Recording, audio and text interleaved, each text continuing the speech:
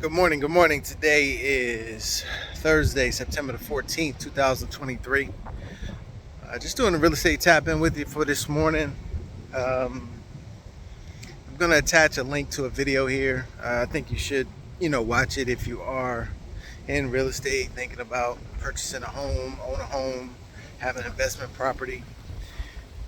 It goes over what is to potentially come down the road. It breaks it down.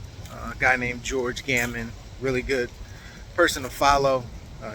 He's a macro economist, and he talks about a lot of things, including real estate. But the video just talks about, how the cost of homes has basically outpaced inflation.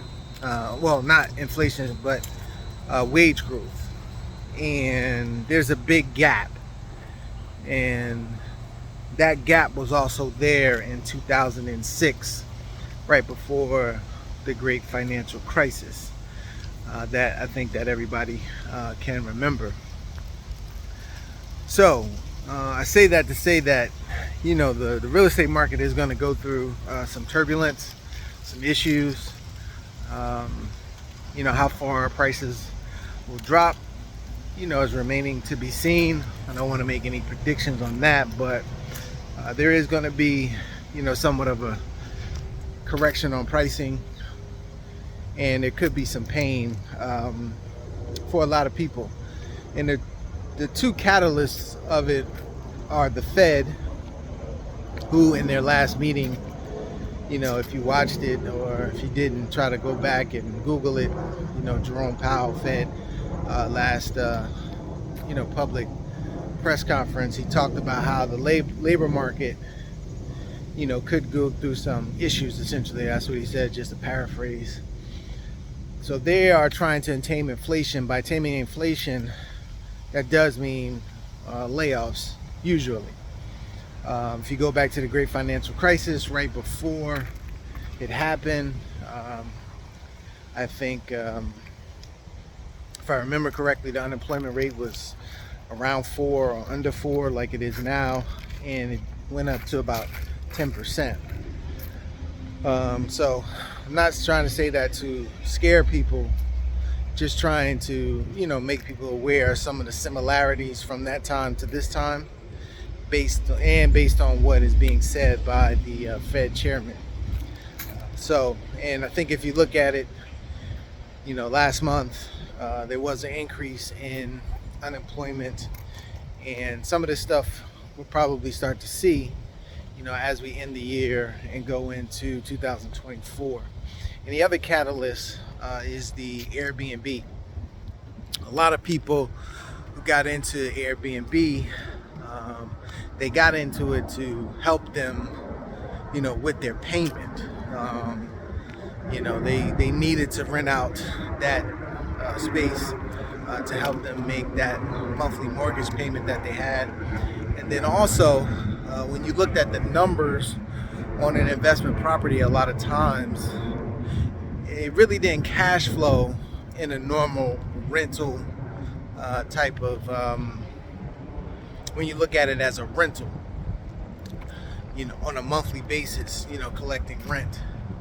But when you broke it down, where you were renting it out by a number of days or weeks at a time for what you could rent it for, then the cash flow became positive. And a lot of loans were written up by non-QM or non-qualified non-QM banks, which were, that's a whole nother thing. I won't get into that explanation, but you can Google non-QM lenders. A lot of them had programs that were, again, lending money based off of the numbers of you running an Airbnb. And now that Airbnb is running into some issues in more and more states, they have some restrictions, some registration, things like that they're putting on people who do Airbnb. Airbnb is not as profitable as it once was. And you have some markets, a significant amount of the homes, are being listed, as an Airbnb type of property. So that's just to say that, these couple of things, if they do happen, it could increase the supply of homes. The supply of homes right now is probably half of what it is in a normal real estate market, in a normal real estate cycle. So what happens is that if more supply comes on the market, it is going to drive down the price of homes. So how far down? Again, I don't want to make any predictions on it. You can watch the video and see towards the end he talks about the anticipated drop in value.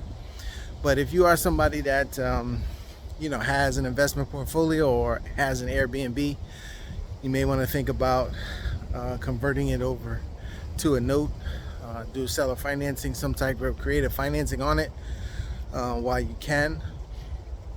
Look at the numbers, look at the cash flow, and then also if you're somebody too that doesn't want to lose out on your equity, you may want to think about becoming the bank on a property as well, so you can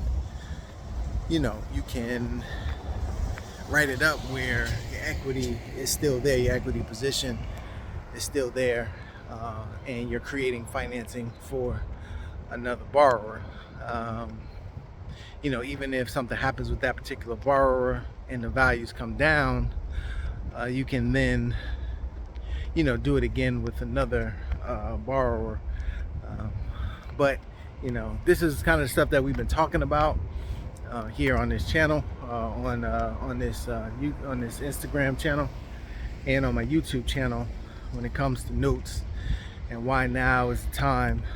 So a lot of these things are happening, and it just makes note investing more of a viable option during this particular time. So don't know what your particular situation is or isn't, but if you if you want to look at your portfolio and see how doing a note on it could change or could change things for you, make it a little bit better for you, help you through this time, we can do that for you. But check out the video and let me know your thoughts. I just think that this whole thing is starting to happen now, and we need to be ahead of it. You need to come up with strategies to get ahead of this coming market, and then also strategies to take advantage of some of the situations. People are going to need help through this, and getting on the note side of it, you can do that. When you buy notes, you can do modifications to notes, and it's just a lot of things that you can do to kind of help out homeowners based on the situation. So check out the video and leave a comment based on the video, and if you have any questions, we'll be on at 12:30 today Eastern Standard Time. We'll do a live on this Instagram channel, and then we'll come back tonight at 8:30 8:30 p.m. Eastern Standard Time. If anybody has any other questions and they're not able to jump on at 12:30, you can catch me at 8:30 tonight on this channel. All right, have a good one, everybody. Talk to you soon.